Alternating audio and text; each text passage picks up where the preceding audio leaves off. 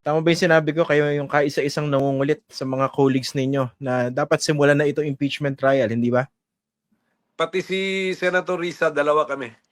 Oo, pero kayo nauna, di ba? You formally wrote the Senate President. Yes, yes. Okay. Yung bang letter na pinadala niya sa Senate President, was this formally replied to? Nagkaroon ba ng response dito? Formally? In writing hindi, pero nakapag-usap na rin naman kami. So narinig ko na yung pronouncement niya sa media at saka nakapag-usap kami personal. And Anong then, sinabi niya sa inyo? yung pagkatapos namin mag-usap, nag-double down pa siya na talagang, di ba, naglabas pa siya ng kanyang schedule, timetable. So, mas nagmatigas pa ang Senate President. So, ibig sabihin nun, wala kaming meeting of the minds. I was not able to convince him, and likewise, he has not been able to convince me. Ano po bang basa ninyo, Senator, kung bakit ayaw talagang simulan agad-agad itong Senado, itong impeachment trial? Hindi, ayoko nga mag-speculate. Sana ini-interview nyo rin sila para Susunod. malaman Hindi. Susunod para si Senator malaman Cheese ninyo. after March 10. Pumayag siya after March 10. Okay. So, tanungin na lang natin sila. At saka, sana tanungin natin isa-isa ang mga senador kasi apparently, and it looks like the position of the Senate President has the support and the backing of the majority because no one is complaining. Diba? No one is expressing a contrary view aside from the two of us, Senator Risa and myself. So, wala na yun. I think we can safely assume that the majority members are supporting the position of the Senate President. Does it mean na it's a foregone conclusion na talagang masusunod yung kanyang temporary calendar for the impeachment trial? Kung walang magbago ng isip, yes, yun na yun. Mukha po bang may pagkakataon pa o chance na magbago ng isip yung ilan sa mga colleagues po ninyo?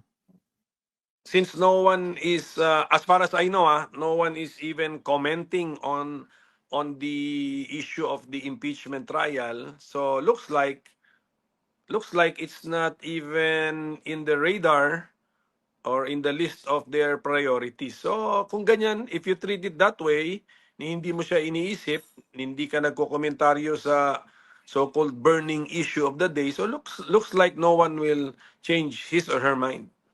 Does it frustrate you that this is the demeanor of most of your colleagues po? Well, I think this is really an honest difference in opinion or in interpretation. So be it. Ganun naman talaga. May mandato ako, may mandato din sila. So, respeto na lang sa kanya-kanyang nakuwang mandato sa taong bayan. Okay. Pag-usapan natin Christian, siguro kailangan tanggapin ko rin na even in this issue, looks like I'm also in the minority. So they are seeing something which I do not see, and I'm seeing something which they do not appreciate. Okay. Ang isa ko nadidinig na komento, baka daw kasi malakas ang loob ninyo na pasimulan itong impeachment trial dahil patapos na yung termino ninyo. Ibang mga colleagues nyo seeking re-election. Kumbaga, they're looking still far ahead to their political futures or fortunes. Anong sagot nyo po doon? Well, itong timing naman kasi ng impeachment, hindi ko naman kontrolado, hindi na namin ito kontrolado. So, ininterpret ko lang yung Constitution. Nung dumating na yung impeachment articles, tinignan ko yung Constitution. So, immaterial yung term ko rito. So, it's really just my reading and my understanding of the constitutional provisions as well as our existing impeachment rules. Kasi nakasulat din doon sa impeachment rules namin that should we have legislative matters to consider, we should suspend them in favor of the impeachment. So, kitang-kita natin na we should really prioritize the impeachment. Okay. I think that is very clear, no? Pero pag-usapan natin yung hamon sa inyo ng isa sa mga colleagues ninyo. And I think you accepted that challenge and you're now drafting the Senate impeachment rules. Tama po ba?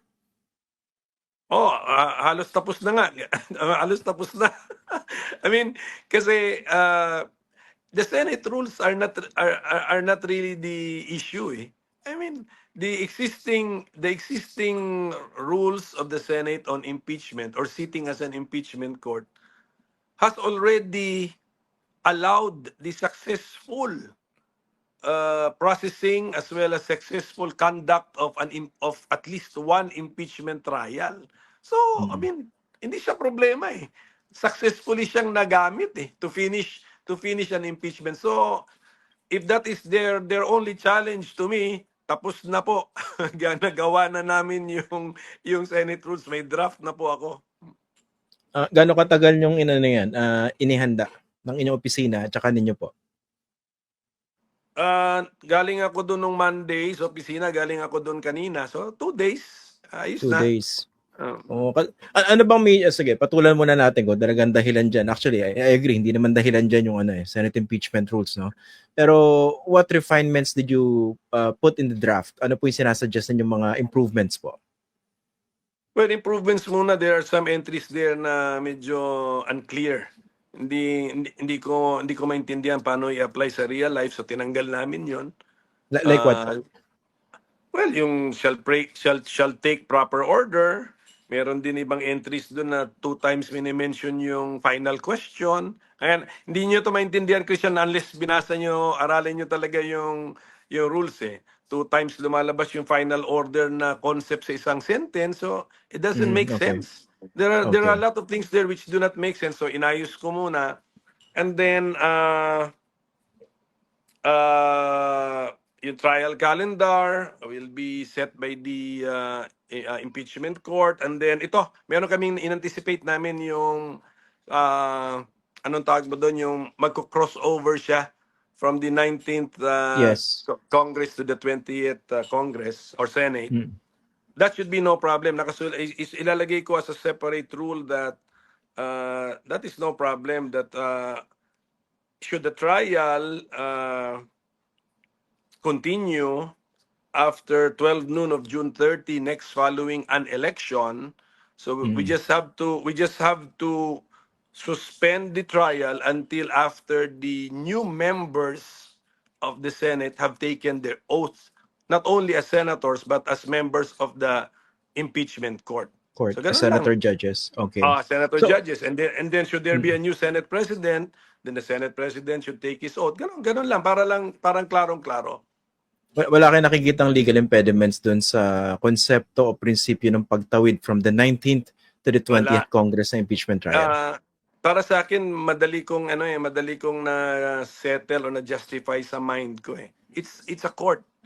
The Senate will sit as a court. So the court continues its existence. The court will just welcome new members. Walang problema doon. It's just like the Supreme Court or the CA Court of Appeals Division, Sandigan Bayan Division. Nag-change po ang membership ng division, pero tuloy-tuloy yung caseload nung division. It's the same caseload. As well as the presiding officer. So hindi issue kung mapalitan si Senate President Chis Escudero ng ibang Senate President in the middle of the trial. Pwede po yan.